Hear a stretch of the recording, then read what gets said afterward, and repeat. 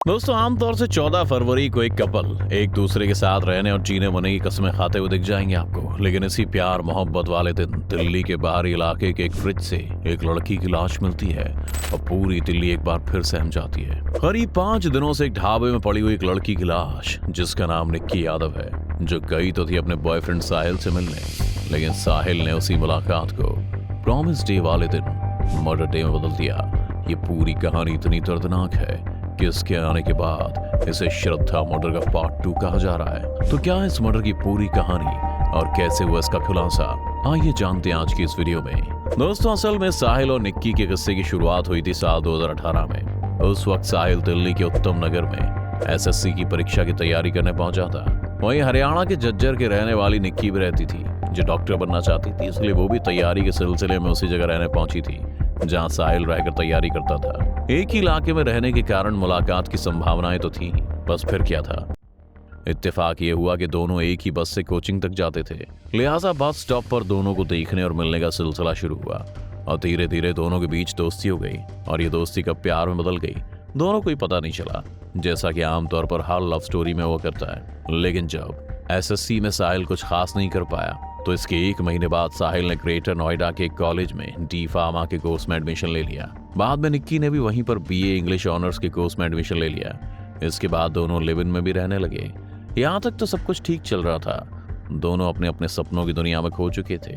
दोनों एक दूसरे के साथ ही रहते थे। यहाँ तक कि दोनों छुट्टियां मनाने मनाली, हरिद्वार, ऋषिकेश और देहरादून जैसी जगहों पर भी साथ साथ गए और ये दौर काफी खूबसूरती से गुजरता रहा। लेकिन उसके बाद आया कोरोना।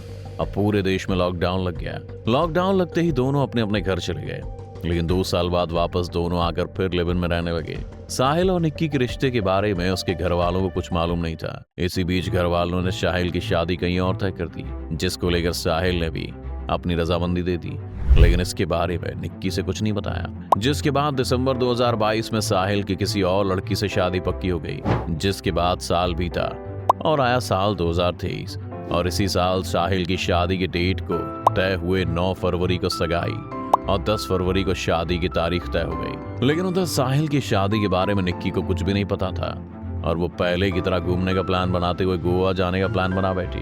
मगर तभी निक्की को साहिल की शादी के बारे में पता चला तो वो टूट गई। दोनों में बहुत झगड़ा हुआ, यहाँ तक कि दोनों ने फिर गोवा जाकर साथ साथ जान देने की कस्में तक खा ली। निक्की ने इसी बीच 9 फरवरी को गोवा जाने के टिकट बुक कर दिए, मगर साहिल ने आखिरी वक्त पर बहाना बनाकर गोवा जाने से इनकार कर दिया। पुलिस के सामने आई जानकारी के मुताबिक निक्की को जब साहिल की शादी की तारीख का पता चला तो उसने साहिल को धमकी दी कि वो पुलिस में केस कर देगी। इसी बीच 9 फरवरी को साहिल की सगाई हो गई। एंगेजमेंट के बाद निक्की ने साहिल को अपने फ्लैट पर मिलने के लिए बुलाया। फ्लैट में मिलने के बजाय दोनों ने कार में घूमने का इरादा किया और साहिल ने निक्की को अपनी कार में बिठाया। हालांकि कार में दोनों के बीच बहुत झगड़ा हुआ। निक्की लगातार साहिल को गोवा चलने के लिए मनाती रही, लेकिन साहिल अपनी कहानी पर अटका रहा। ऐसे में दोनों के बीच कहासुनी इस कदर बढ़ गई कि साहिल ने अपना आपा खो दिया और साहिल ने मोबाइल के डेटा केबल से कार में निक्की का गला घोटकर हत्या कर दी, जिसके बाद निक्की सबके लिए गायब हो गई। निक्की के पिता की जब 2 दिन तक उससे बात नहीं हुई तो उन्हें अपनी बेटी की फिक्र हुई। तब सुनील यादव ने अपनी दूसरी बेटी से निक्की के बारे में बात की तो उसने निक्की के दोस्त साहिल गहलोत का नंबर अपने पिता को दिया।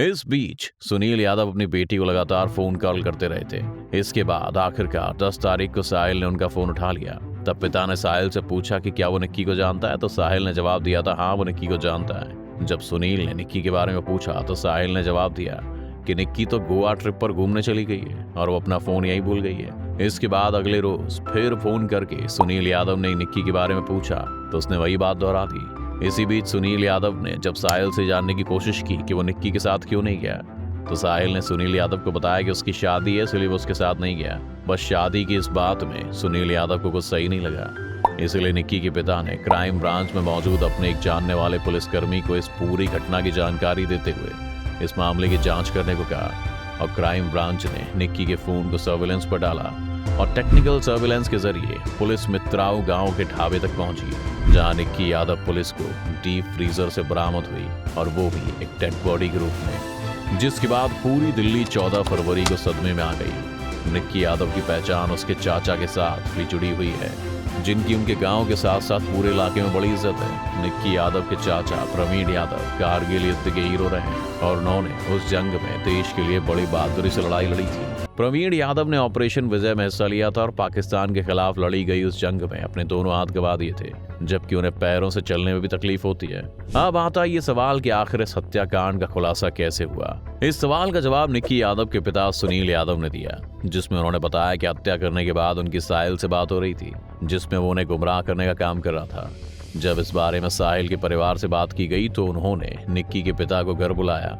सबके सामने बात हुई तो साहिल अपना गुस्सा कंट्रोल नहीं कर पाया और उसने कहा कि निक्की अब कभी किसी को नहीं मिलेगी। इसके बाद परिवार ने पुलिस में शिकायतें की और पूछताछ में साहिल ने पूरे मामले का खुलासा कर दिया, जिससे बड़ी आसानी से शादीशुदा साहिल एक कातिल साबित हो गया। पुलिस की जांच की बात करें तो निक्की मर्डर केस में जांच में पता चला है कि साहिल ने उसकी सुबह ही हत्या कर दी थी। साहिल को कश्मीरी गेट उस जगह भी ले जाया गया जहां उसने बताया कि गाड़ी में निक्की की हत्या की।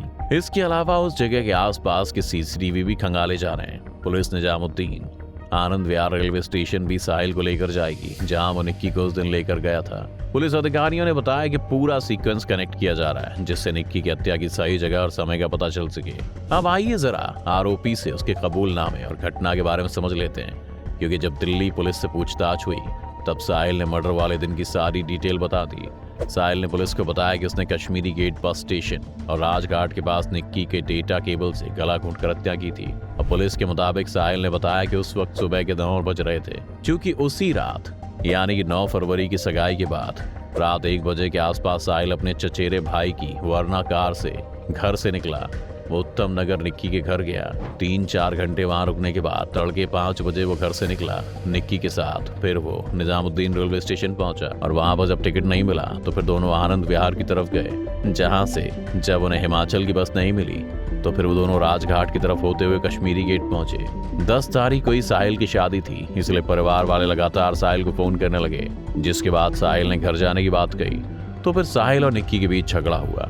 10 तारीख की सुबह 9 बजे के आसपास साहिल ने निक्की की हत्या की और फिर उसकी बॉडी को उसने आगे की सीट पर ही लिटाया और सीट बेल्ट लगाकर और फिर मित्राओं गांव ले जाकर अपने बंद ढाबे के फ्रिज में छिपा दिया। फिलहाल निक्की की बॉडी का पोस्टमार्टम हुआ है, जिसमें उसकी बॉडी पर किसी तरह के चोट के निशान नहीं देखे गए, जिससे बात तो साफ होती है कि बड़े ही शार्प तरीके से और बहुत ही कम टाइम में उसका गला घोटा गया है। खैर, अब ये देखना होगा कि इस मामले में साहिल को क्या सजा मिलती है, लेकिन जिस तरह से दिल्ली में महज कुछ ही महीनों के भीतर 2 इतने बड़े मर्डर केस सामने आए, उससे कहीं ना कहीं शहर का माहौल खराब होता हुआ नजर आ ही रहा है। आपकी इस मामले में क्या राय दोस्तों, हमें कमेंट करके जरूर बताएं। साथ ही इस वीडियो को लाइक और शेयर करना ना भूलें और हमारे चैनल को सब्सक्राइब भी करें।